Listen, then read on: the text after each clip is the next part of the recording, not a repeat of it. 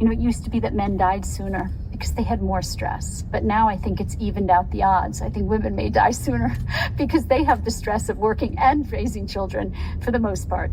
But the point is that the stress that young adults face because they're trying to, we should talk about some of the other myths. What's another myth? We'll weave it through this talk. Another myth is you can do everything all at the same time and do it well. Myth. That's a big myth. You can't.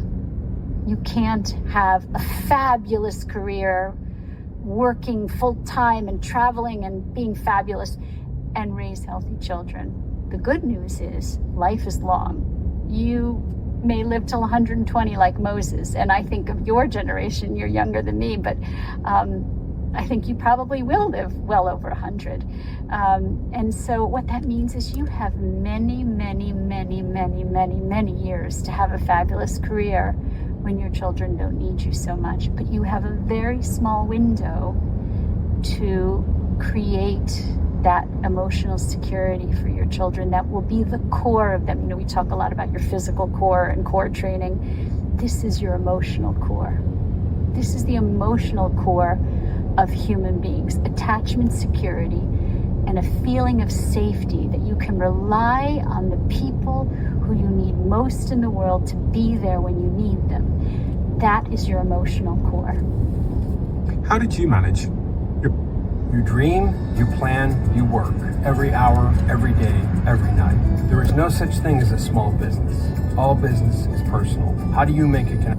You're a mother of 3. You've raised 3 very wonderful, well-adjusted children. Yeah. But you're also successful. Yeah. You have books. You're traveling around the world, you said. So I'm a good example. Had a career when I was in my 20s.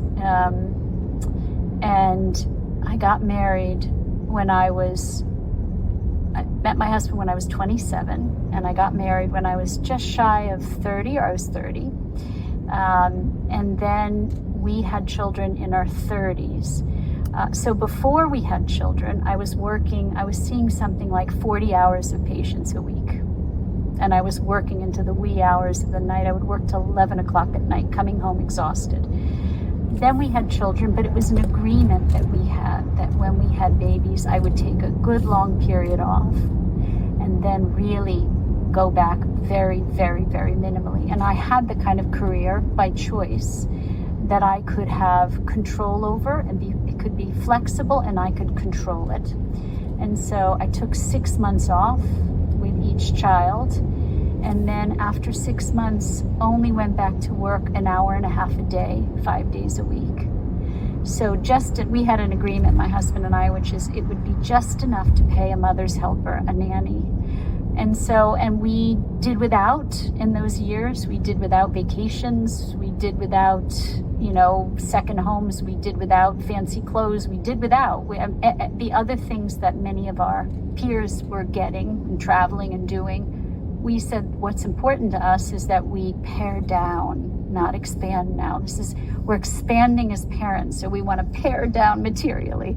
Life is long, and you can have a successful career. Some of the women that I interview for my book are women who didn't even start their careers until they were in their 40s, after they had children that were older.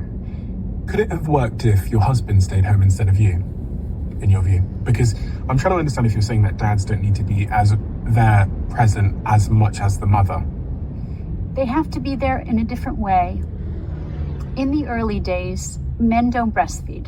So that's the first thing. Unless you can show me a man who has grown breasts and can actually breastfeed, maybe it's coming, I don't know. But for now, women's bodies connect them to their babies. They connect them through birth. They connect them through breastfeeding. There is a physical component and a hormonal component to infancy.